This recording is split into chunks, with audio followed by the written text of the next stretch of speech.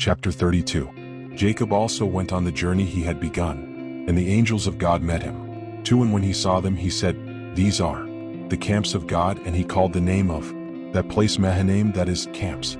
3. And he sent messengers before him to Esau, his brother, to the land of Seir, to the country of Edom. 4. And he commanded them, saying, "Thus shall ye speak to my lord Esau, thus saith thy brother Jacob, I have sojourned with Laban, and have been with him until this day.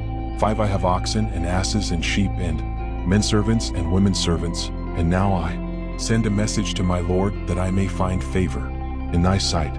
6. And the messengers returned to Jacob, saying, "We came to Esau thy brother, and behold, he cometh with speed to meet thee with 400 men. 7. Then Jacob was greatly afraid, and in his fear divided the people that was with him, and the flocks and the sheep and the oxen and the camels into 2 companies. 8. Saying, "If Esau come to one company and destroy it, the other company that is left shall escape."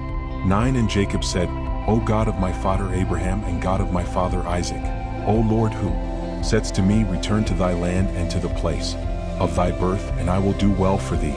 10. I am not worthy of the least of all thy mercies, and of thy truth which thou hast fulfilled to thy servant.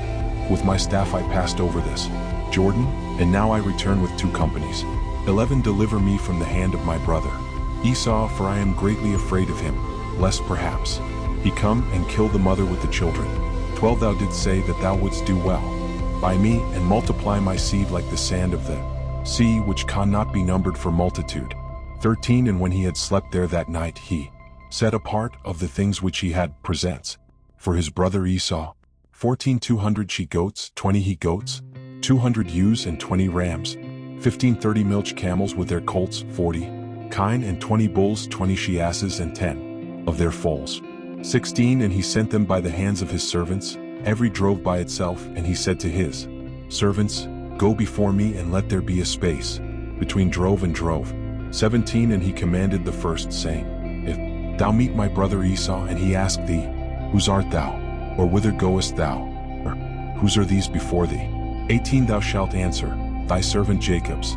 He hath sent them as a present to my lord Esau, and he cometh after us. 19. In like manner he commanded the second, and the third, and all that followed the droves, saying, Speak ye the same words to Esau when ye find him. 20. And ye shall add, Thy servant Jacob himself also followeth after us, for he said, I will appease him with the presents that go before, and afterwards I will see him, perhaps he will be gracious to me. 21. So the presents went before him, but himself lodged that night in the camp. 22. And rising early he took his 2 wives and his 2 handmaids with his 11 sons, and passed over the ford of Jabbok.